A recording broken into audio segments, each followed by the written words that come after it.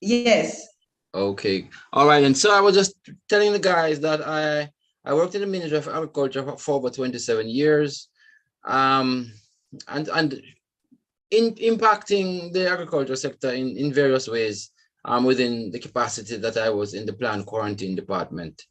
And so I've been out training, participating in training, and and just learning many different aspects of agriculture that has caused me to become a very conscious person, because we recognize that agriculture is the lifeblood of any nation. A matter of fact, God called Israel, yes, to be an agrarian society. And so we are I would say we are on the right track when you recognize that going back to nature is actually going back to the soil.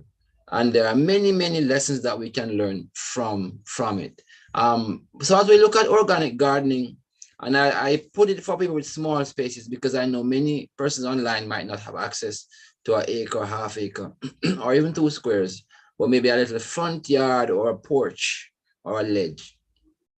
Before we get into it, let us pray. Father, we give you thanks for your goodness and for your love and for your provision to us children of men, Lord, who are sometimes so wayward, so forgetful. We ask that you will give us wisdom, knowledge, and understanding now as we look at these few slides. May we learn something that will impact our health, not just our physical health, but our spiritual health as well. We ask in Jesus' name. Amen.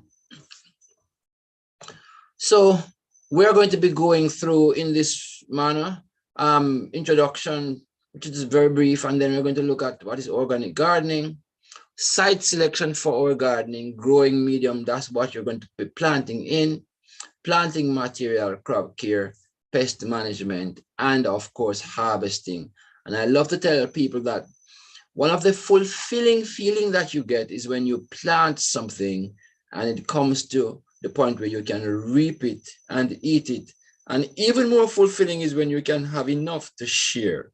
So let us endeavor to be able to do that.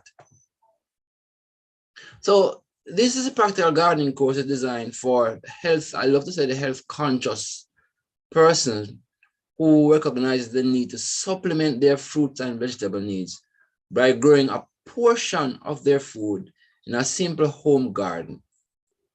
The Lord desires his people, we are told by Sister White, to move into the country where they can settle on the land and raise their own fruit and vegetables, and where their children can be brought into direct contact with the works of God in nature.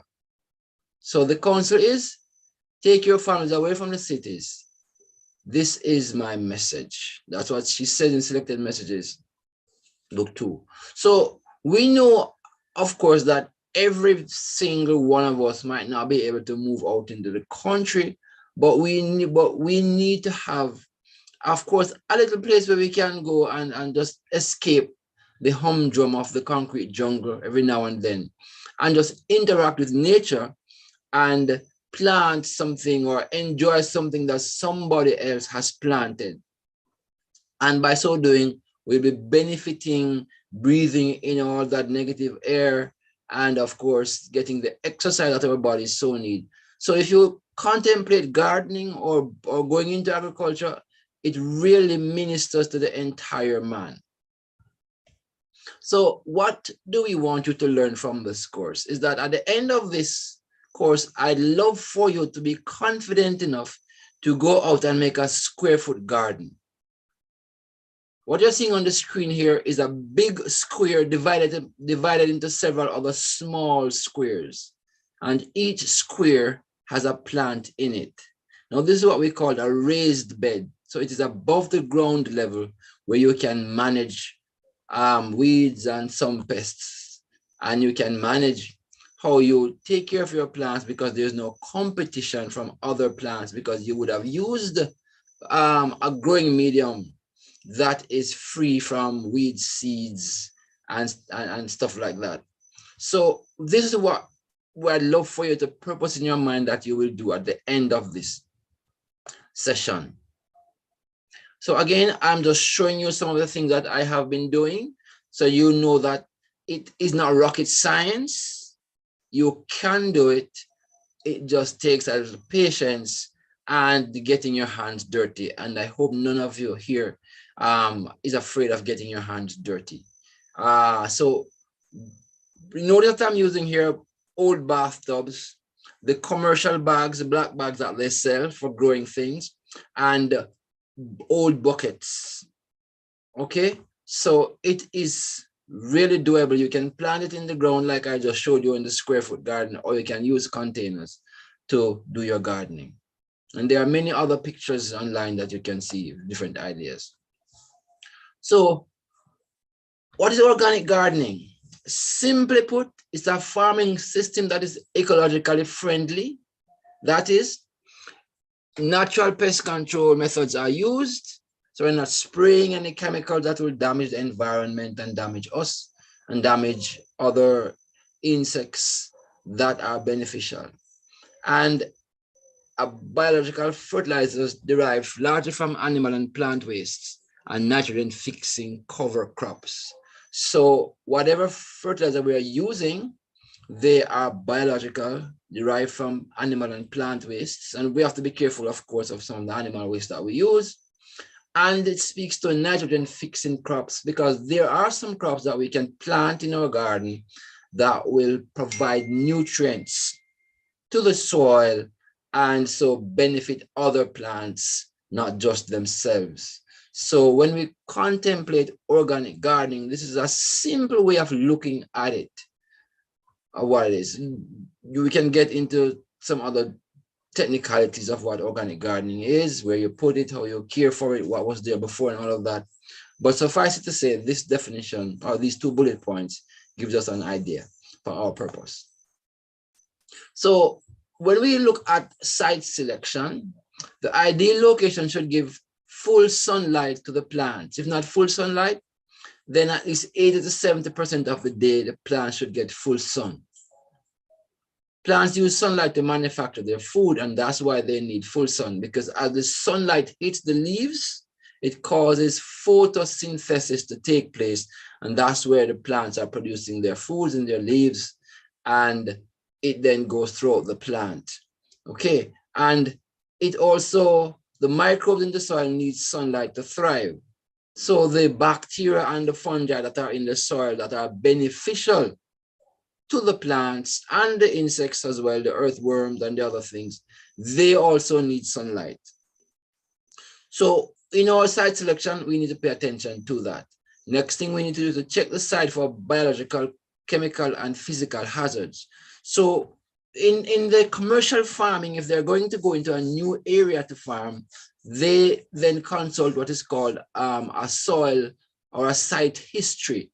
That is, they check to see what was planted there before, or if not planted there before, they check to see what kind of activity was going on there before. Might have been an animal farm, it might have been a workshop, might have been somewhere where we were throwing garbage for a long time. So check out your site history, and that will give you an idea of what you're going to be contending with if you find that the site is ideal. And you want to make sure that there are no chemical hazards. That is, chemicals might have been thrown there over a long period of time. Physical hazards, if they were dumping garbage there, it could be old equipment parts, it could be things from a factory. You need to make sure that you understand what you're going to be getting in, because it will affect the individual and the plants that you're going to be planting. And of course, the soil type will be impacted as well. So it's very important that we check out these things. So the soil should be free draining.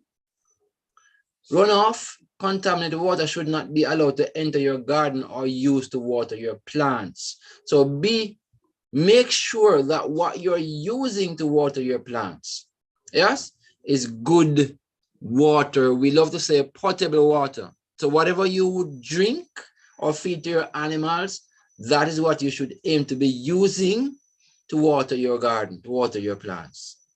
Good. So In the commercial farming, if they're near a river or a stream, then they would check from time to time the water, what is in the water, to make sure that it is safe for the plants. All right, so select an area where wind and rainwater from roofs will not damage the plants. I don't know if you've ever recognized, if you've ever seen some callaloo, some amaranth, or some lettuce. The leaves are damaged. Sometimes the leaves are damaged from heavy rain or heavy wind. So you need to make sure that where you're putting your garden is not prone to any of these things damaging your plants, blowing them over or damaging the leaves.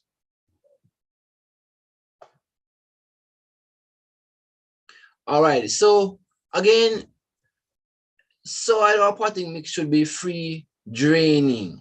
So if you're going to be planting a garden in the ground, make sure that it doesn't have very heavy clay that restricts the drainage. You know, when it rains, the soil will absorb the water that it can hold, and the rest will drain away. All right, so you need to make sure that you're somewhere where it is free draining and not prone to puddling, or it's not prone to being waterlogged for a long time. This will damage your plant roots and cause other secondary infections to come into the plants. Do not place where heat source can affect the plants. So you don't want to be placing it, if you're going to be planting a garden at home, you don't want to be placing it where your air conditioning is exhausting the heat, or where you have any exhaust fan in your house that is going to be blowing out things, or you don't want to be using your vacuum cleaners and be letting out all that heat into your garden.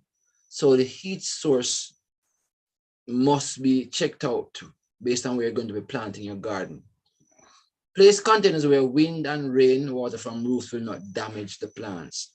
So while you will have damage from heavy rains itself, you can have damage as well from runoff from your roofs. It could wash away the soil, or it will just beat down the plants and or damage the leaves. So these are some things that you need to consider when you're selecting a site. So having selected your site and you decide that you're going to be planting in the ground or in pots, a raised bed, in an old bathtub, or in bags, what are you going to be planting in? What's going to be the growing medium? Soil for the ground, for in the ground gardens, or potting mix for containers. What are you going to be doing? Whatever you're going to be doing, make sure that the growing medium has enough organic matter. That is, the organic matter will contain the nutrients that the plants need. NPK means nitrogen, phosphorus, and potassium. These are called macronutrients that plants need.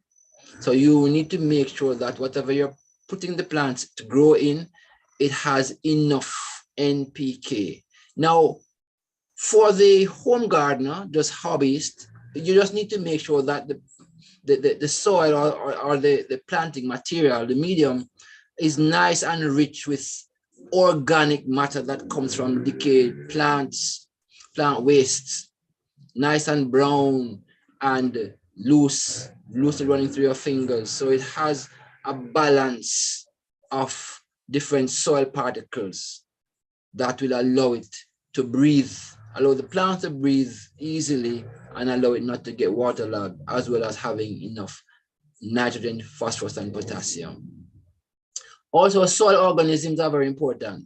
Your worms, your bacteria, and your fungi. Now, within the plant, the environment or the biological things in the soil ought to be optimal. So you need to have a good population of worms in the soil, bacteria and fungi. You won't be able to see these with your naked eye, but based on where you're planting and the organic matter that you're using, it will foster a good population of worms, bacteria, and fungi that the plants need to grow effectively.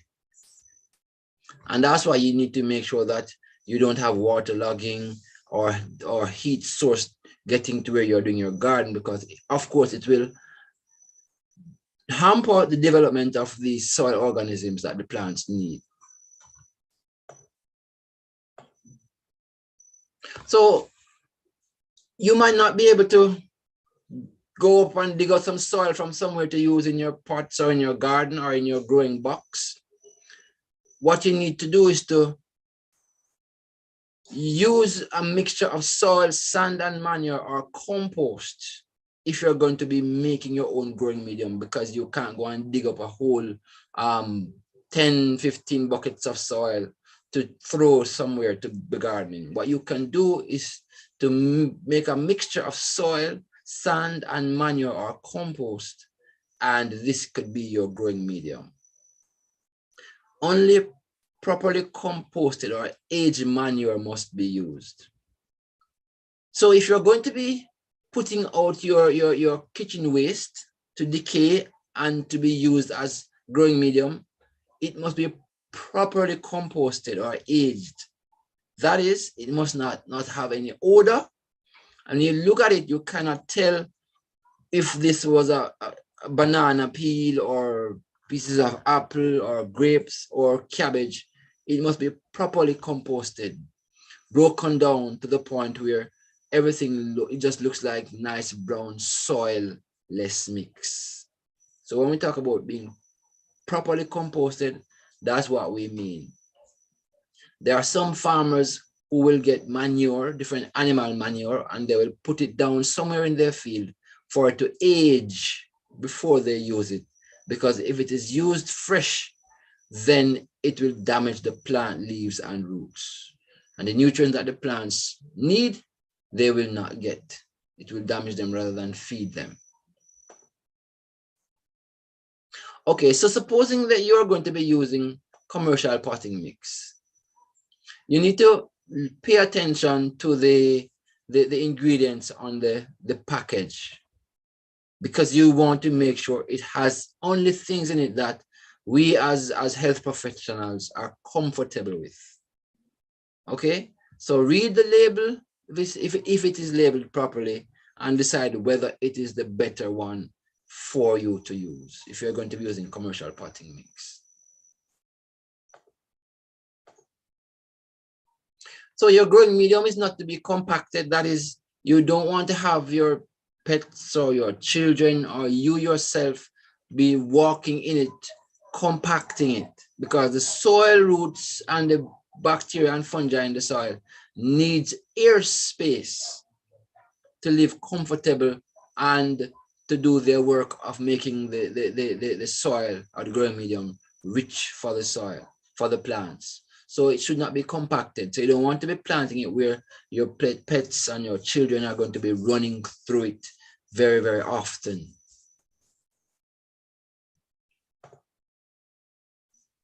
And it's not to be used multiple times without revitalizing. If you recognize that the commercial farmers, they will be fertilizing their plants several times during the growing period, because they know the plants are using up the nutrients in the soil, and so they are replenishing the nutrients in the soil. For the organic gardener, you must remember that the potting mix or the soil must not be used multiple times without revitalizing it, because we sometimes have to be planting the same place or in the same pot or in the same growing box over and over. So the nutrients will be used up by the plants, and different plants feed at different root zones. Some will be shallow feeders, some are deep feeders. And that's why over time, you need to be using your organic matter or your compost to mix back in the soil so the nutrient remains optimum for the plants to use. As well as if you're going to be feeding your plants to the roots, to the leaves, that is by spraying foliar spray, you need also to make sure that some of it, you can use some of it to water the plants. That also will cause the plant to be revitalized, the growing medium to be revitalized, and your plants look healthy and happy. Also, now we're going to be touching on planting material. So what are you going to be using to start your garden? Are you going to be using seeds, cuttings, or seedlings? If you're going to be using seedlings, you need to make sure that they are healthy. Healthy looking, strong, and standing up firm. Okay, if you're going to be using seeds, you need to make sure that the seeds are not very too old. Before we get to the seeds, let me just touch on a little more on planting material. So you can produce your own planting material by allowing some of your plants to seed. For example, if you have lettuce or celery or parsley, you can allow some of the plants to grow to the point where they start flowering and seeding, and you can collect those seeds and use them for your next season or your next planting. What I'm showing you here in this bucket, this is iceberg lettuce that I allowed one of my plants to seed, and then I used those same seeds to just plant back in this bucket. And I took this picture today. By next week, I'll be transplanting them. Okay, so that's one way of getting your seeds if you don't want to be going out and buying seeds over and over and over. Just allow one of your plants to go to seed and collect the seeds. Alrighty. Another thing that you can do is to make cuttings from your plants. This, what I'm showing you here, is callaloo or amaranth. They call scientific name amaranth. Now, did you know that your callaloo can be planted from stem cuttings? Yes. And you can use this to plant out an entire garden by doing callaloo stem cuttings. So you can Google it and find out some ways of doing it. It's very simple and straightforward, and you will have callaloo. You'll be eating your callaloo much quicker than if you were growing them straight from seed. What happens when you plant your callaloo like this? You're sure of the variety that you're planting, because you're planting it from something that you bought and you liked how the leaves were nice and big and it was very dark green. So you're sure of what you're planting when you do it like that. The next thing you can do is to practice to bud your plants. This budding normally is for your fruit trees. Yes, your permanent crops. But that's one way of getting your plants to multiply your plants. So you can get your own seeds, you can do cuttings and plant them, or you can bud your fruit trees to multiply them. Alrighty, so there's something, this is what I wanted to show you when we talk about seeds.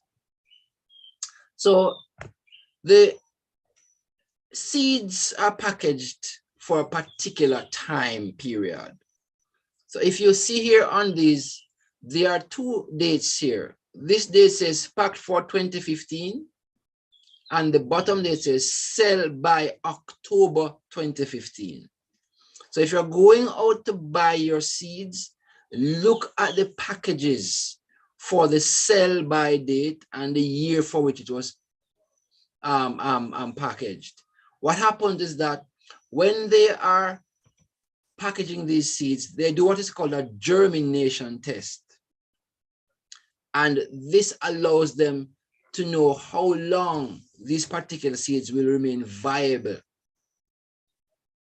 And so it's important that you buy seeds that if you're going to be keeping your seeds for 5-6 months, you want to make sure that within that period, when you are using the seeds from this packet, that they will be germinating. You don't want to be wasting your time trying to germinate these seeds and nothing is happening. So pay attention to the dates. All right, I'm going to go back to this one here. So apart from sowing your seeds and then transplanting them, there are some bigger seeds like corn, peas and beans, pumpkin, cilantro and carrots are in a special category, but the bigger seeds like your corn and your peas and your pumpkins, these can be planted directly in the soil or in your pot or in your bag. You don't have to plant them and then wait for them to germinate and then you transplant them. Carrot is kind of a special because the seeds are so small that you won't be able to take one carrot seed and plant it. So what they do normally is to just direct seed the carrots in a bed, and when they have germinated, then they will thin them out. They will pick out some of them and allow what is left there to grow and produce. Because if you leave all of them, they will be fighting each other for nutrients and sometimes fighting for sunlight as well. So they get long and spindly when they are reaching up for the sunlight. All right, so we have selected our area. We have gotten our planting material. We have good soil in the bags or in the bed, and the plants are now growing. So what next? Crop care. So in caring for your crops, you need to be doing daily inspection. What are you looking for? You're looking for insect damage, slime trail, or signs of diseases. So if we are using this escallion here that I have that's growing in this container for a number of months, you would go out and look for any leaves that are scarred or they have been bitten. There's one particular pest that loves to go down into the stalk of the escallion. So you will examine it for anything like that. And if you find it, then you decide on the best course of action. I'm going to come to why I'm saying that in a while. Slime trail. So if you have slugs and snails around, you can find their slime trail on the vegetable or even on fruits or on the leaves or even on the container itself. Signs of diseases, you're going to be looking for any color on the leaves or on the stem that you know is not normal, is not natural to that particular vegetable. Then you might have a disease. It can be from a disease that is in your area or a disease that somebody passed through with another plant and disease came on it, or it can be because there's some problem in the soil as well. All right, so we are going to be watering our plants. We need to make sure that we do not overwater or we don't underwater. We need to give it optimum. The soil should be moist. Learn your plants needs. Some plants do not need to be wet very often. Some of them don't want their leaves to be wet. And some of them will not thrive if the soil is too moist for a long time. Some diseases thrive in wet, moist conditions. So you need to learn how your plant is behaving over time. That's why I say go out every day. If you don't have a lot of plants, you can do it. Every day you could just go out, spend 10-15 minutes and just observe how they are growing.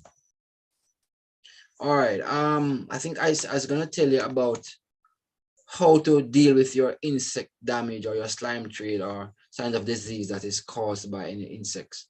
Now, if you don't have 1 acre of a big garden, or 2 acres or even half an acre, you just have a little square, or you just have some plants in your yard in pots, then you don't need to worry about spraying if you find insect damage or you see the insect themselves. What you need to do is to decide based on the population of insect or pests that you're seeing, whether you can just deal with this mechanically. That is, pick them off, shake them off, or spray them with some household spray that you can make. And there are many examples, many recipes online of different ways of making household sprays. All right. So for the commercial farmer, he will have a threshold that he's looking for to decide whether it is time to spray. So if you find 2 or 3 or even 6 insects, it might not need, you might not need to spray. You can pick them off, you can shake them off, you can even use a high stream of water sometimes to wash them off. Okay. Now, plants suffer from nutrient deficiency, similarly to us humans. If we're not getting enough nutrients or the correct amount of nutrients in our system, nutrient deficiency happens because the plant food does not have enough or none at all.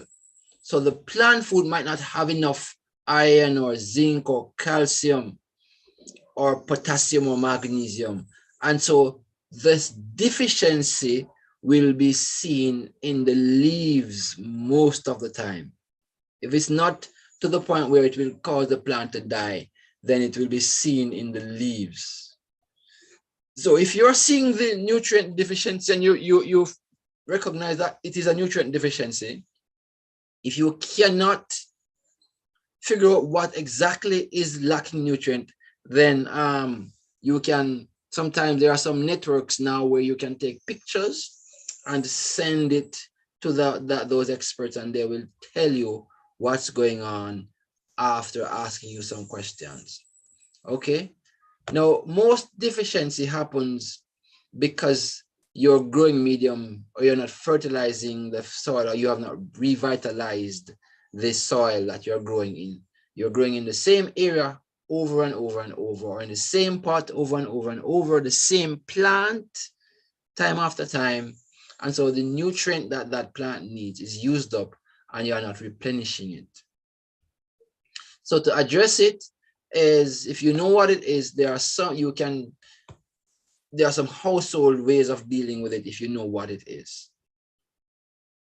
Some common pests to look for in your garden are white flies.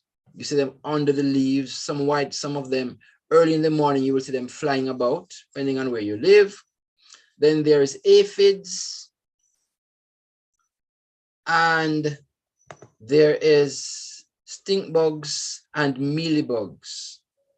One interesting thing that I want to pay attention to is the picture here with these mealybugs. I think looks like they're here on maybe callaloo or pepper or cucumber. What happens is that the mealybugs and the ants have a symbiotic relationship. So the ants will carry the smaller baby mealybugs from place to place, from plant to plant, because the mealybugs can't walk long distances. So the ants will carry them from plant to plant. And as the mealybugs multiply, the ants feed on a sap that they produce. So very often you have to get rid of the ants as well as the mealybug in this instance. With some aphids as well, the ants also have that relationship with them. There's also leaf miners. Now, leaf miners are some tiny pests that's actually inside of the leaves. Between the bottom layer and the top layer, they are tunneling inside of the leaves. And what they're doing, they are eating out the green, the chlorophyll in the leaves. And the plants need the chlorophyll in order to produce food for themselves. So we need to get rid of them as soon as we see any sign of them. For this, you could pick off the leaves, or if you're very, very, very perceptive, you can even spot where it is and just pinch that section of the leaf and get rid of it.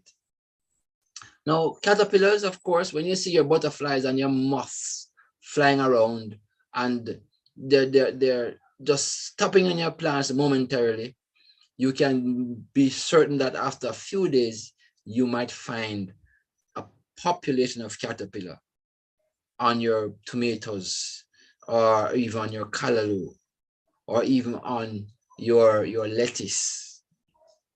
So you need to, as I said again, pay attention. And if you have the time and you don't have many plants, as the caterpillars come out of their egg sacs, you can go and just get rid of them, pick them off, squash them. All right, so pest management. So what I'm encouraging you to do is to do your manual pest management as much as you are able to, depending on how many plants you have. Okay, but there comes a time when you might need to use organic pesticides. Now, these are derived from naturally occurring sources. These include living organisms such as bacteria Bacillus thuringiensis, which is an organic pesticide. So what is happening is that they actually use this bacteria to make an organic spray, which is used to control caterpillar and some other pests. So there are some plant derivatives such as pyrethrins from dried flower heads of chrysanthemum. So what you need to do is to, if you have access to a store where they have these organic pesticides, go in there, or well, they might not even say it's organic, they might just have pesticides. Go ask them what they have that is organic and go and read the labels and decide if that is what you really need. Okay, apart from that, you can make your own by using garlic or pepper and make a spray with oil and soap and spread on the leaves or on the stem. So there are some mineral-based organic pesticides such as sulfur and copper. Now, neem oil is very effective. Doesn't smell very nice, but it's very effective, and that is straight organic.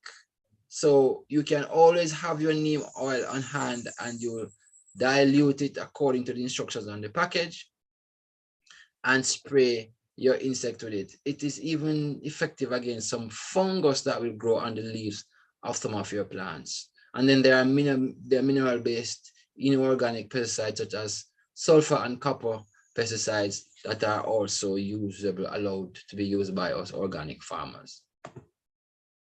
So depending on the size of your garden, I said before, pick off the bugs, squash them, get rid of damaged leaves, spray with organic insecticides, insecticidal soap, onion, garlic, cayenne pepper spray. Most liquid baby soaps can be used to mix with your onion and your garlic and your cayenne pepper to make a very effective spray for the insects that will be in your garden. So that's the insecticidals. And then there's insecticidal soap that is sold commercially.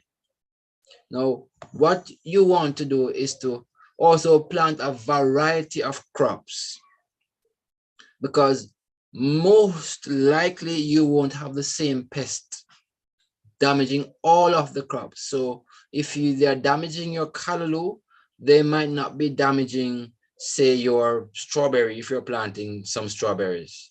Yeah, they might not be damaging the tomatoes. So you plant a variety of crops, so you always have something going. And by doing so as well, you are causing the soil nutrients not to be depleted, because as I said before, different crops feed at different zones of the soil. And some crops are nitrogen fixing. And as their roots die, they in turn produce organic manure. So crop rotation is very important. So you don't want to be planting your tomato and your cucumbers at the same place every time. So sometimes you want to plant peas and beans. You might want to plant garden egg, or you might want to plant lettuce. Just rotate where you plant the different crops and make sure that you are keeping the soil revitalized.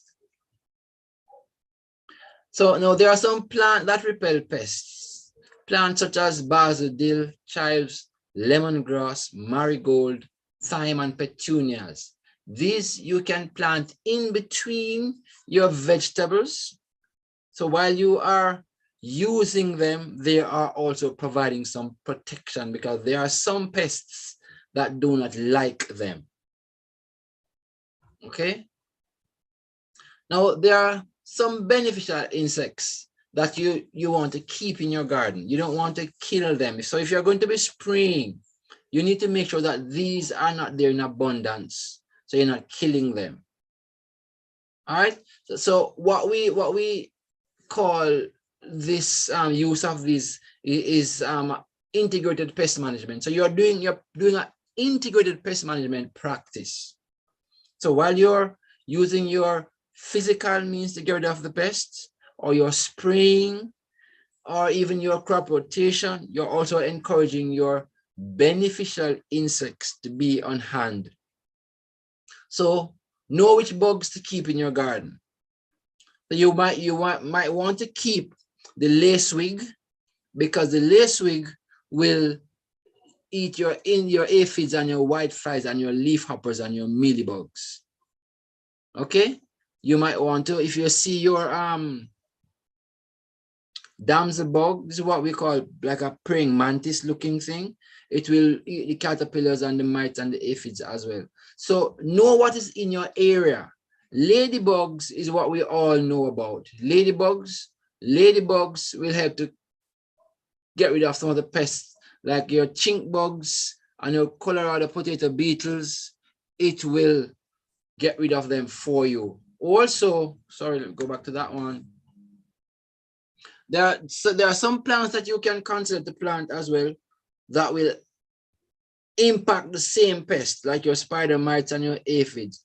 So you can plant dill, angelica, coriander, golden maringiriate, and so know what is in your area, what is in your garden store that you can buy to put between your crops, or even put them in a pot and place the pot strategically in your garden. Now, some of these, they also have uses, so you might want to plant more than one pot or more than one mound of this particular one, because you're also using it in your cooking, like your spearmint and your fennel and your parsley. Okay. Now, very important in pest management is how your sanitation practice is kept up.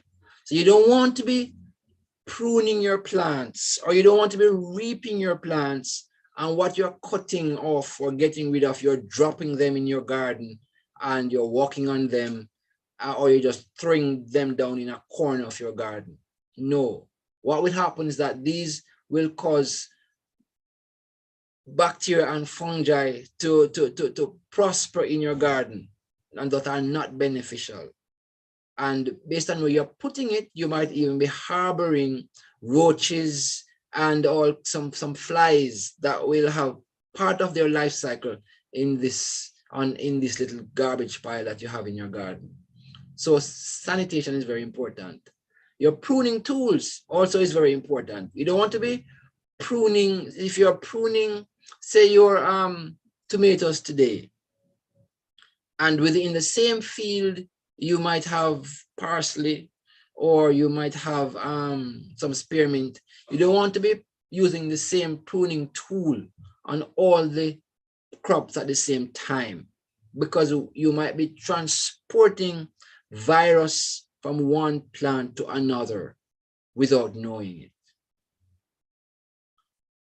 Plants from disease plots must not be carried through or walk through or be laid down for any time where you have your nice healthy looking plants, because by so doing you can carry disease from one plant or from one plot, or even from one bag to another bag.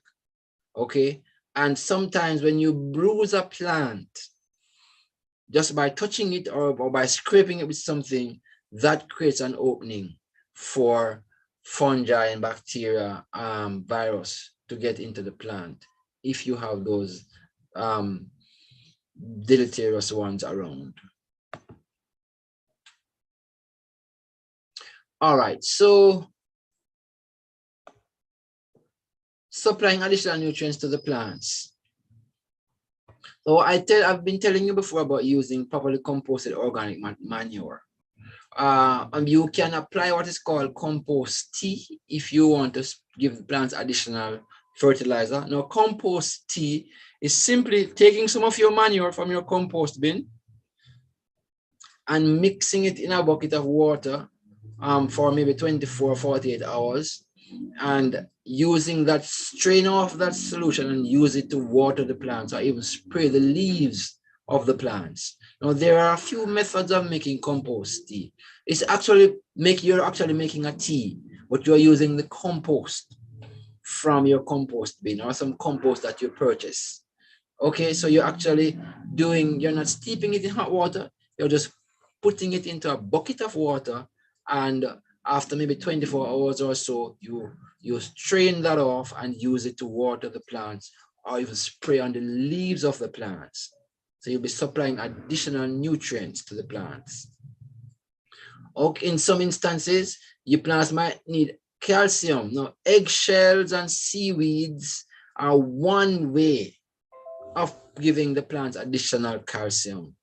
For magnesium sulfate, you can use Epsom salt. So these are just a few of the ways that you can supply additional nutrients to the plants. One good way of doing it is when you're going to be making your beds, you make a little trench in your garden and throw your kitchen garbage in that trench, and then you cover it and allow it to decompose. And when that has properly decomposed, then you can plant at the same spot. And then there are other ways of doing it as well that you can find as you do your research. All right, so harvest time has come. You have planted, you have taken care of them, you have dealt with your insects, with your pests. You are not at the point where you are just going to reap from the fruits of your labor. Okay, now there are maybe some quick maturing vegetable crops in your garden which are ready to harvest in about 2 months, or even before that, based on how you are treating it, or if you don't want it fully mature. Like now they are selling baby lettuce or lettuce mix in the stores in packages. These are lettuce that has not gone to the full 2.5 or 3 months. And there are some early maturing variety of even tomatoes and cucumbers that you can plant. Some vegetables like arugula and lettuce, scallion and radish may be ready in 30 days. These are what we call your cut and come again vegetables. Like some lettuce, as you keep cutting off the leaves and use it, it keeps growing back new leaves. So you're always cutting and eating from it for a number of days. So harvest your crops as close to the time as possible when you want to use them. Because as soon as you remove a plant from a vegetable or a fruit from the plant, it starts to decay. So as much as you're able to keep it on the plant as long as you can, if it is in an area where it is safe to do so, and pick it at the time when you're ready to use it. Most of the green peppers that we see in the store, they will ripen if they were left on the plant. So many vegetables turn color as they ripen. Tomatoes and peppers are good examples. Vegetables ready for picking commonly have a shiny, healthy look. If the skin of the crop is dull, the peak time for harvest may have passed. Okay, depending, of course, on the kind of vegetable or even some fruits that it is. If you have avocado, you will note that the avocado is nice and shiny on the plant. Yes, and when it gets to a state, that sheen kind of disappears. Then you know the avocado is ready to be harvested. All right, so what I'm going to show you now is just a few pictures of what I've been doing So you, as I said before, it's not rocket science. You just need to get some things and be purposeful about it. So here I have lettuce in buckets, my square foot garden. Well, my garden is grown up. You can't even recognize that it was a square foot garden because has been there for a while now. Here I have lettuce again growing in a bathtub. I have some strawberry in bags and tomatoes in an old bathtub. And again, I have lettuce here growing in your 1 gallon water bottles. The pipes that you're seeing above the lettuce there, that is an aquaponic system that I have going. And of course, we have a butterfly plant here in pots. Did you know that this plant in the middle here is called butterfly plant? It can be eaten. Yes, it's very nice and tangy. Some of them are this color, some are green, and some are variegated. Now, depending on where you live, you might be able to go out and purchase a grow bag like this that you can plant different things in. All right, so this is my square foot garden, has matured some, so you can't even see the different partitions between it again. All right, so this was when my garden was really up and running. And I have about 6 different things growing here. As you can see, there was eggplant on the side here. This is two dragon fruit plants that I have growing, tomatoes. I think this was arugula, and don't remember what this is again. I know I had arugula in there somewhere and some parsley.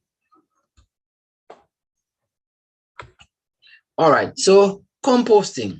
Compost is organic material that can be added to the soil to help plants grow. Now, how do you get compost?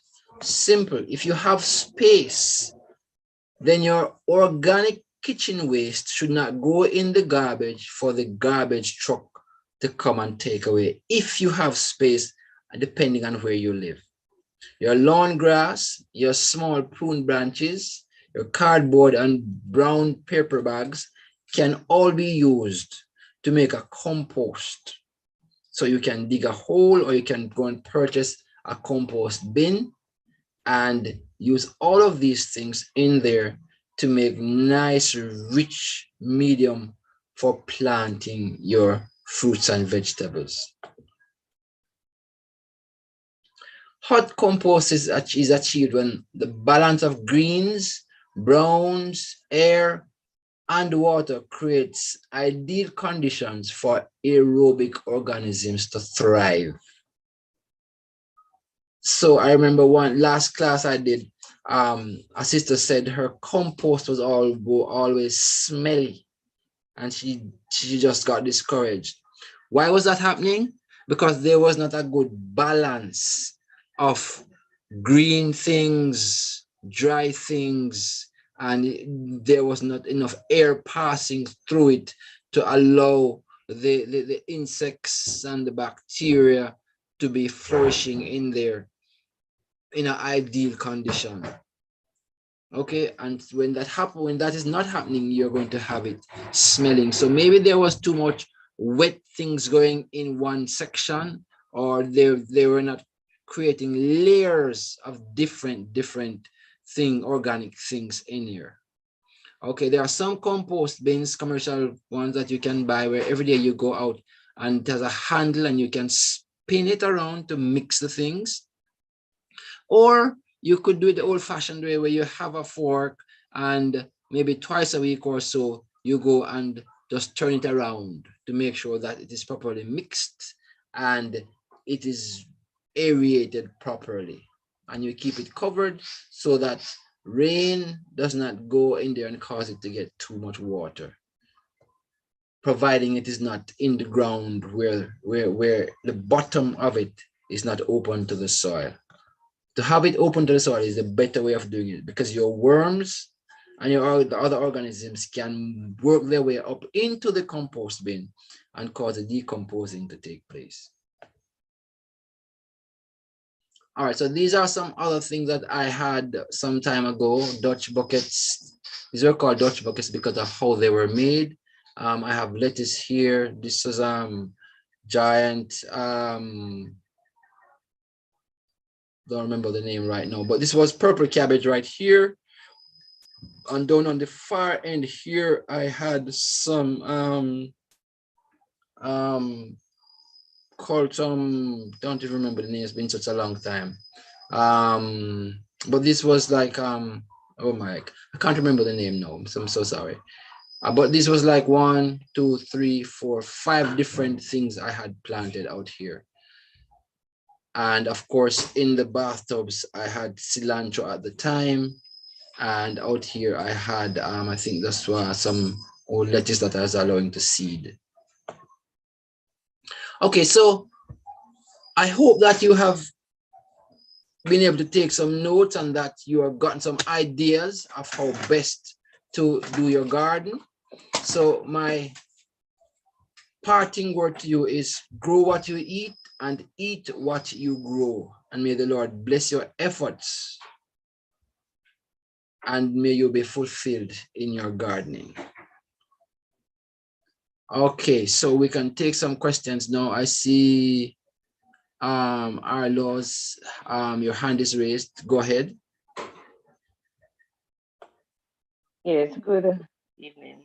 Most of what you have said is not all is happening to my plant because I planted lemon on the cherry tree over 4 years ago and it's not been bearing. And the leaves of the cherry has some holes and brown spots. And I sprayed with some of the thing that you said we had to spray with the soap and the bath. And I noticed that the leaves get yellow, most of them, and they fall off. Okay, okay. So go ahead, finish, please. Yes, and I have planted some custard apple tree, one custard apple tree, and I noticed ants is in the root of it. And don't care what I put on them, they still keep coming and making nests in the tree and around the root. It's a few Okay. now, but they are still there. I even Yes. use Farco and powder and all those things. Okay, so it means that maybe you need to find out where the ants are coming from, because if you say the population keeps going up and down, meaning that's not the primary place where they're living. So maybe you need to investigate. What you could do is to use some cardboard around the root of the plant and just soak that cardboard with some insecticide. Yeah. Okay. And see whether that will help. There is some insect repellent that you could also spray on the plant roots. Okay, spray on the trunk of the plant and see whether that helps. But it sounds like you have to do some trial and error because you have been doing some things already that are not working out. Now, regarding the yellowing of the leaves, I would say you might need to get some compost and just dig up a circle around the plant itself and just work that compost in. Now, for most fruit trees, the roots will radiate out away from the trunk as far as the canopy of the tree is spreading. You can find roots going as far out as that if they're not going straight down. And so you might need to do some of the fertilizing as far out away from the trunk of the tree as well. Apart from that, it might mean that the plant has been there for so long that it has used up all the nutrients there and it's not getting enough of or balanced nutrients for it to be producing any fruits for you for the cherry tree. So it means doing a little research and see what is the best way of doing it. As well as Well, you could also they are not short of fertilizer, because I bought fertilizer. One time when I said they weren't doing so well, and I even used compost from the kitchen, all those things. But I don't know if it is solid. yes. Well, that sounds like we have to do a little more research and digging there. Yeah. All right, so shall I go then to, I don't know whose hand was first, Maureen Hall? Yes, good evening. Lovely presentation. And I would like to know how to do budding for the fruit trees. Okay. Now budding is an art by itself. The novice budder might bud 10 branches, and two of them, what the word that they use is take, meaning they actually survive. So the novice budder might bud 10 and 2 take. So it means doing it over and over. It also means choosing the right time to do the budding, because it's not every time during the year is appropriate, depending on the plant, to do the budding. The word they use is when the sap is flowing. That's when the tree is actively growing. Now, depending on where you live and the kind of tree, you need to know when is the best time to do it. The easiest thing for the person who's not an expert to do, though, is not budding, but is air layering. And air layering is simple, just taking out maybe an inch of the bark on a size, let's say a branch as thick as your finger.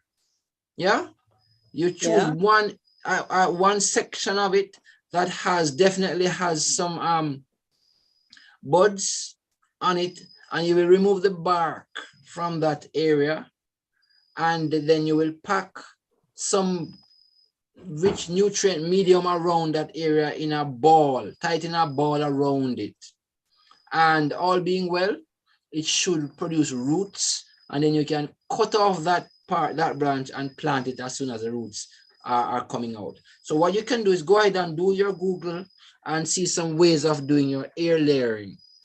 Yeah. And try that. That is what the person who's not an expert at budding can do, and very often it is successful in multiplying your fruit trees. Okay, but I used to see they like scrape a part of the tree, and you get some dirt from the soil, put it in a foil paper and tie it around the seeds. Same thing I'm talking about. Yes, yes. So the fancy name, yes, the fancy name. Right. But dirt is not the better thing to use, though. The best thing to use is some potting mix. That, you know, will keep the moisture around it, and you can use plastic or foil paper, but you just need to make sure that it doesn't get wet and keeps very soaked during any rainy season. So there's a way of positioning the foil paper or the plastic so it drains. Okay. Thank you. All right, you're welcome. Shall I go to Sophia and then Bridget?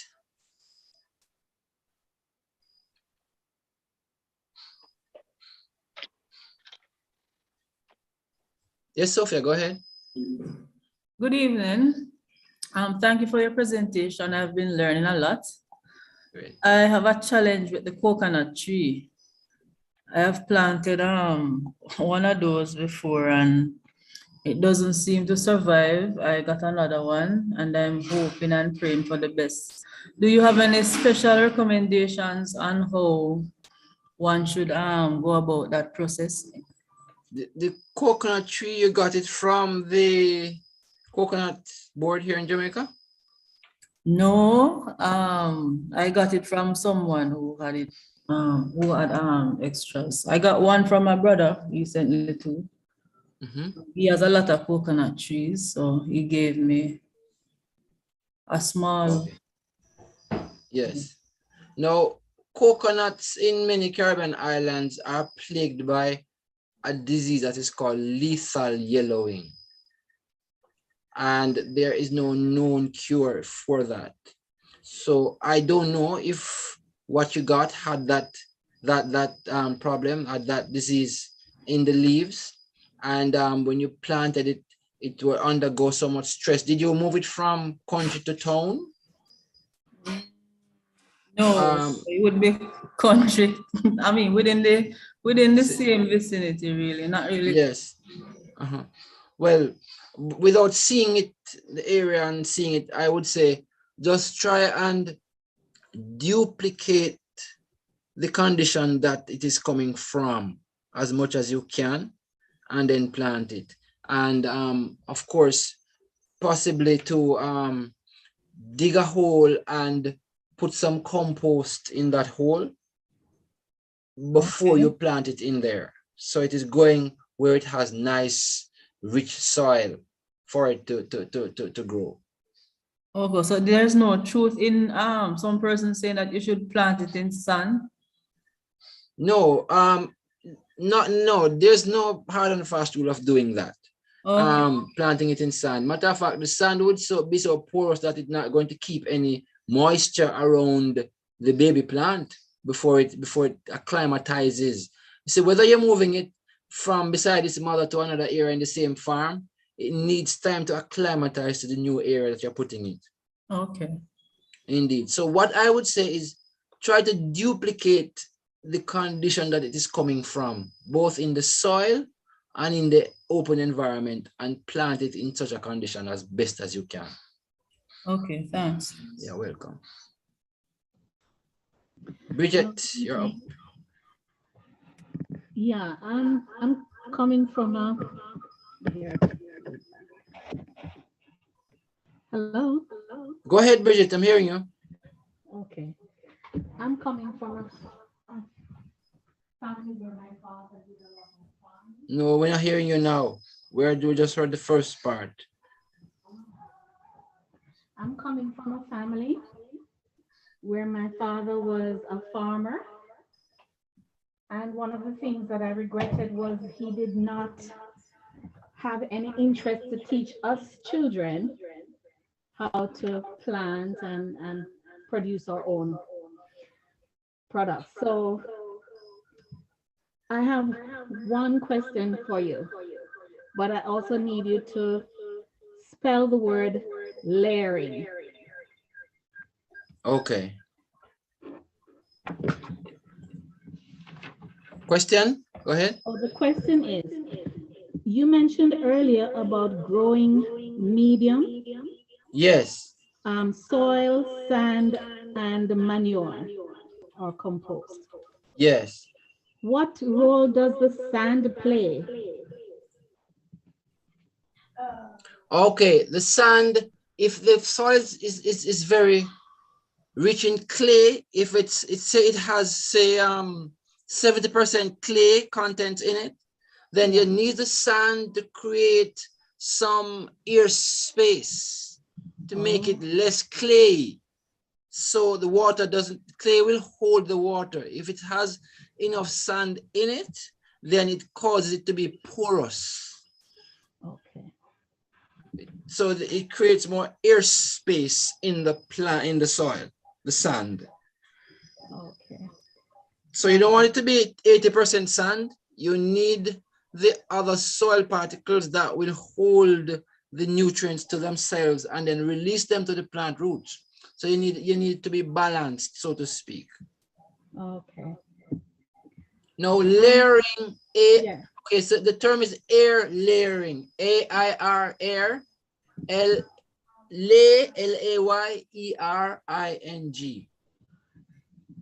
Layering. Layering. Air layering. Yes. Okay. I'm going to encourage you and all those who are listening to try and get other young people interested in farming. It's very important, Yes. especially during these times. And we know where we're going in terms of what is happening now and what is going to happen later on, where we're stuck between, how to provide for your family. But if people know how to plant, how to take care of their produce, it would be much better. You'd be spreading God's word that way as well. So let us Amen. share what we know with others. Amen. Thank you, Bridget. Okay, so Nature's Way, that's next person up. Question.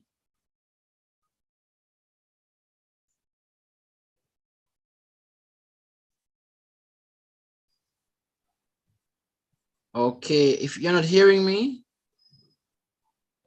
the name on screen is Nature's Way. And the other one is Medica. So maybe we could go to Medica. Hello. Yes, go ahead. Yes, good evening.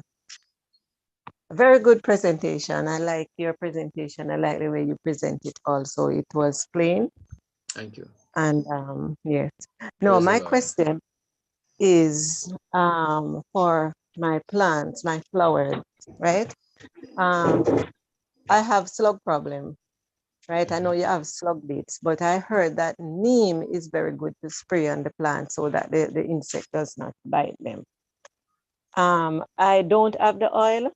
I have the neem leaves. So what I do, I boil it, put it in a bottle and use it to spray, but I'm not seeing a result. So I don't know what I'm doing that is wrong. So I don't know how you can assist me with that. Okay, all righty. Well, for slugs, what I would recommend if you don't have access to neem oil, you could try see if you could get some pimento oil as well, and try that. In the absence of any of those, what you want to do is to give the neem, when you boil it, the water gets very bitter.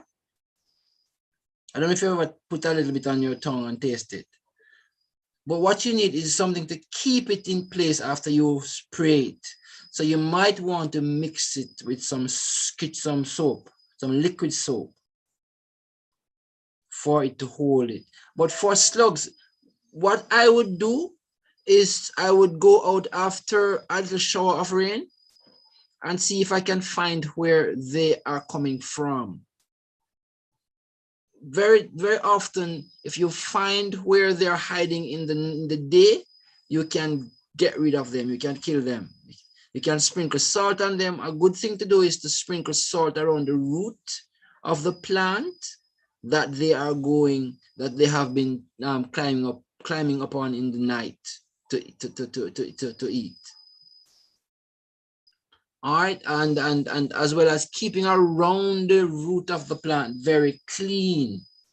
No dry grass and dry leaves and dry board and all those things. And if you have stones in or around your garden, look under the stones, look under the pots and see if they're not hiding there. What I do in my garden, I go out in the night with a flashlight and a scissors if I'm having a slug problem. Yeah, and I just look for them during the night, maybe between 8 and 10 o'clock, and you will find them on the plant at that time feeding. Sometimes you'll find them just coming up out of where they're hiding to climb up on the plants, and I just cut them or throw some salt on them. So that's why I said the manual way of dealing with some of the pests is very effective. So just go out in the night. You might have to do it 2 or 3 times depending on the population that you have, with a scissors, and just cut them when you see them and you get rid of them. Trust me, it works. I've done it several times. If you're squirmish, then get somebody who's not so squirmish to go with you. Okay, I really recommend that you do that.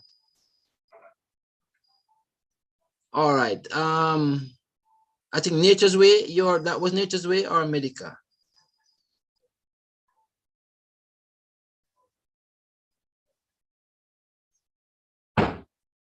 Okay, so Medica, that's you're up then. Go ahead. Good evening. Very good presentation. At the moment where I'm living, it was originally utilized for planting cane. When we just moved, my husband planted some plantain trees and we planted pumpkins and so on, but we realized that the crops are struggling. I don't want to uproot the stuff to like go ahead and put nutrients in the soil. So can we just put a a covering of compost or topsoil and so on to add nutrients in the soil like that? You can. Yes, you can do that. You can do it. What you've planted, big trees or vegetables? Just plantains, bananas, pumpkin, cane, sweet potato, okra, Okay. those kind of stuff. Okay. So yes, man, you can go ahead and sprinkle your compost around the roots, around their roots. Yes. And if you can, you can work it in with a little hand shovel as deep as you can get it to go, because some of these plants, like the plantain, and so are deep feeders. The plantain are very tall trees, and the roots spread out and form and anchor the plants. So you might need to like for the plantain, what I would say, if you're going to be using compost, I would dig a hole near to the root itself and then fill that hole with the compost, or two or three holes, and fill it with it. As well as you could just, when your compost is ready, you could just take it and throw it on the roots of the plantain trees. Oh, okay. Question also, does the section that we use for the gardening, it's not a raised bed, but if we get like board or blocks and put around it and line it, would that help with water retention in the soil, or it wouldn't impact it? No, it wouldn't impact the water retention at all, because it would just soak, it would soak through. It would soak through. What you could do is if you're having that problem, what you can do is to get cardboard and just lay it around the roots of the plants. And in some instances, what gardeners do now is, when they make their raised beds, they put cardboard at the bottom. What the cardboard does is that it's called a no-till method of gardening. That meaning you're not tilling the soil. So you put the cardboard down in the bed, and then you put your growing medium on the cardboard, and you plant. So the cardboard will smother the weeds and the grass. Yes. And they themselves will decompose, and the cardboard over time will decompose as well. And so you are getting nutrients from them, and you're not getting any weeds coming up in the bed as well. Okay, my final two questions. I've been looking on the internet, and where I see this compost toilets and so on, and using urine and so on. Would you recommend something like that? And also, what is the benefit of ashes? Because my grandmother was telling me that I could put ashes in the garden to help. Yes, okay. Ashes provides nutrients for the plants, as well as repels some of the pests that like caterpillar, like not caterpillar, like some of the slugs and snails. They don't like the ashes at all. But the ash itself is a nutrient that the soil needs, that the plants need to grow. Okay, they also get some calcium as well from it. So it is good to use it. Now, the toilets, what they call that is human manure. In some countries, they use human manure.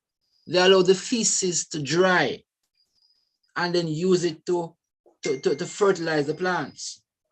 Now, it's not recommended wholesale by some persons, because some antibiotics and all those things that we pass out can still be active in that kind of a manure. So it's not the better thing to use based on what is in what we are passing out. Remember, the Lord said to Israel, when you go out, carry a shovel with you, yeah, and dig a hole in the sand and do your thing, and then cover it up and go away. He did not say to interact with it after that. We have to be very wise in how we follow the counsels. Now, urine, when urine decomposes, it produces urea, or it breaks down into substances that the plants need. Yeah, so what happened back in the day when I was growing up in the country, every morning, my mother would take out the chimney and throw it at the coconut tree root. Yes, for those who are back from an old school Jamaica. And that over time will break down and provide nutrients for the coconut tree. But you can't do that with I don't want to use a scientific term here. You don't want to do that with soft plants. Yes, like your vegetables, your scallion and your thyme and those things like that.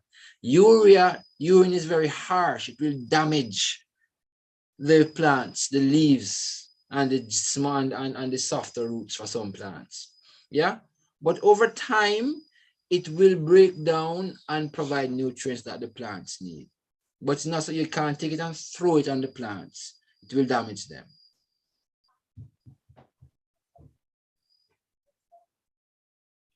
Okay, so we can go to, well, this is just somebody's number, 272026. Hi, thank you for the presentation. It was very helpful. My question is, if you are wanting to compost your food, and I saw online that they have these compost bins that are enclosed and they have a like a something on them where you can wind it so it turns a handle. Yeah, and but I've seen where people have it's attracted well, there's bears in our area for one that's attracted to the food, but then rats or mice. So I was wondering how you can avoid attracting rats and mice and maybe even potentially bears from your compost bin. Okay, for that, it's not recommended that you put any food in your compost. You just want to be putting grass and dry leaves and twigs and stuff like that. No food if you're having that problem in your area. Of course, it will take a longer time to break down because it's not getting some of the banana peel and the potato and the pumpkin and those things that your organic material from your garden, your apples and stuff like that. Those will attract the rats and the bears and other things. I don't know if you have possum and all those things in your area. But what you would do, what I'd recommend you do is just use the leaves and the twigs and the small branches and the grass from your lawn rather than the food stuff. Yeah. Okay, thank you. Great, you're welcome.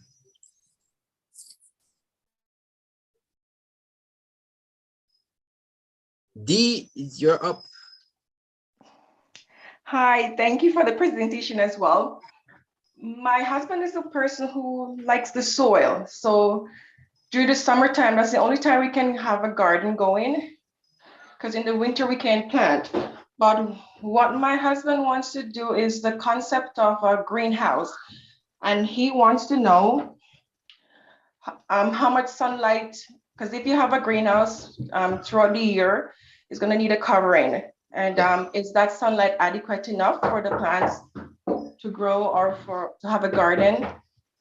Okay, so what you want to do is you get the shade cloth that allows 70% of the light in. You said shade cloth?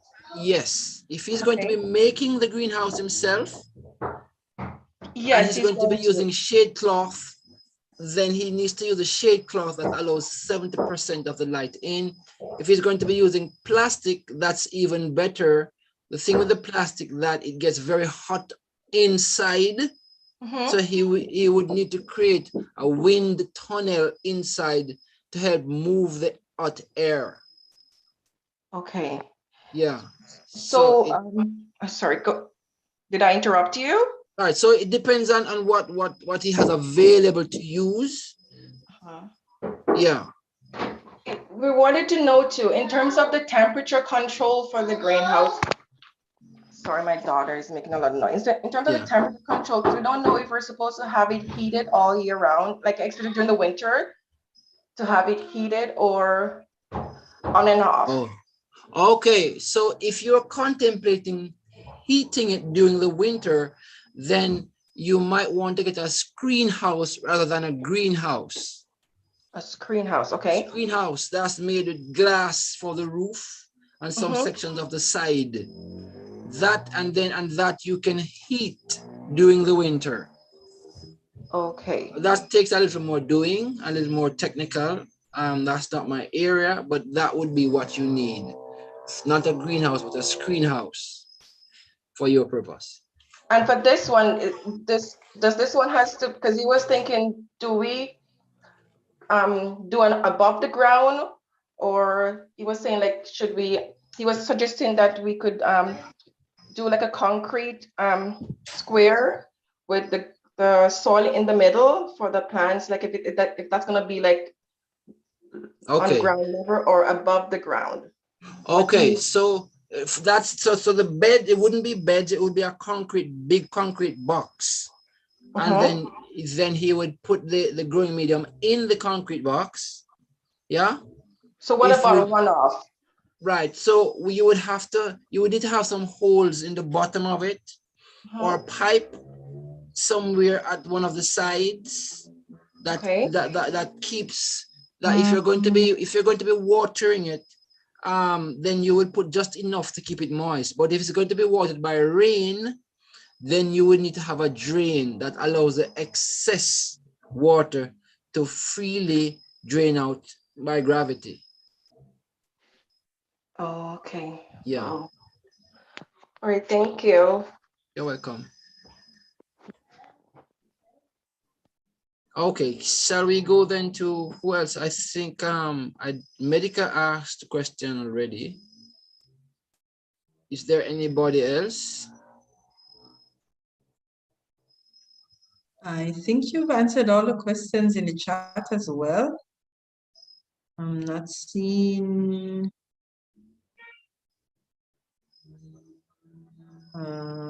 not seeing anything else. Somebody mentioned about the duck hunts that you can burn them. I think you've answered all the questions so far. Okay, great. Dr. Lamley, do you have any question? I think she should be good though. Okay, so thank you so much, Elder White. My question, me. Go ahead. All right. So for the plants, I know before you had said that when we're doing like the small one, like the callaloo and the I system is not responding. You can hear me? Yes, Doc. Okay. What is the danger of putting them in? Because what I'm doing, or what I will be doing, trying to do, is make the soil and try to sow the seeds in there. Do they have the same chance of coming as if you have done like a nursery? Because I don't see, I won't be around to do like a nursery for them. Yes. All right. Yes. But I can, it is kind of raining now there, so I know that they will be watered, right? But for the nursery thing, I can't do that. What is the chance of them, like the small seeds that normally would have gone to the nursery? Like I'm thinking of, I'm doing sweet pepper, callaloo, sweet pepper and the callaloo. What is the other one I'm doing, nurse? And something else. Those two I can definitely remember. Okay, I don't have a nursery. So what you can do direct seeding. So you might want to then like the pepper seed is big enough for you to plant 3 per hole. Yeah. But for the callaloo, it's so fine, you just have to sow it. What you would have to do is to thin it out when they start growing, and so you don't have them struggling, fighting each other for the nutrients and to grow. So you want to thin it out, maybe leave 2 per hole. With a space of maybe say 8 inches between them. Okay. All right. I think I can. When you say sow them, you mean I just not plant them in the ground, but just put them on the top and put light dirt on it or something? Yes. Okay, different from like so the other one is the cucumber. So it would have been the cucumber, the sweet pepper, and the callaloo. Those I'm starting with. Yes, you can do if you don't have time to do a nursery, you can directly plant them in the ground and just thin them out when they start growing. So you don't have them too thick. Okay. What's your thought on the? Someone is saying that I'm trying to save ashes that we do from the coal pot. So someone Yes, is saying that I should mix it in the soil before I start planting. yes, yes, of course. Yeah, that's quite Okay. fine. Yes, that's Okay. good. That's good practice. Yeah. Mhm. All right. Those are my two main things that I was not too sure about. Okay, great. All right, Doc. So All right. I by now I thought you would have been reaping something though, you know. And I reaped. We got gungo peas. We got some corn. I got tomato. And We what got else I got, Nurse? gungo peas. We got some. I got my 2 tomatoes. Only 2 I got elder from the one tree. Okay. And with the corn, we got some corn from there, and we got some What about the sorrel. gungo? Gungo Yes, I peas. She said did. gungo I peas. did. Since our Yes. last meeting, yeah, we got it. Great, great. All right. So for the gungo peas, you want to plant something else when you reap when you get rid of those trees. You want to plant something else in that spot, because what happens at the gungo peas, all legumes will fix nitrogen to the soil. Mm-hmm. So when you move the gungo peas, whatever you're planting there will benefit from having had it in that area. Oh, is it a one crop plant? No, man, the tree itself, if you don't want, you Yeah. can keep the tree for as long as it keeps growing, the gungo peas. Oh, okay. Yeah, man. Okay. Okay. Mhm. Mm-hmm. All right. All right. Yes, Elder. It was beautiful. It was Saints. I'm telling you, one of the nicest feeling you'll have is put something in the ground and just watch it come and then eat it after that. Indeed. It was so precious. Very Indeed, precious. indeed. Yes. Right. Now I'm reaping mulberry from my 2 mulberry trees. And some of my church people have never ever seen mulberry. When I take it to show them, say, what is that? Can that be eaten? And the mulberry tree that I planted with my own hand about 4 years ago, and it just never stopped. It's lovely. Oh, I give God thanks for someone that brought us 2 mulberry plants. I'm not sure, I don't remember, but someone had brought them to us, and they were planted today. So Yes. we are really looking forward to that. Great. I have someone promised me 2 dragon fruit plant, Elder. Maybe you will have to plant those. Okay, cactus. It's in the cactus family, so it can deal with harsh climatic condition. Okay. Yes. Right. It takes very All long right. to grow, though. It takes about a year before you start ready to bear. I'm patient. Planting out in the soil, yeah. Okay. All right. I see Lynette has a hand up. Lynette, go ahead.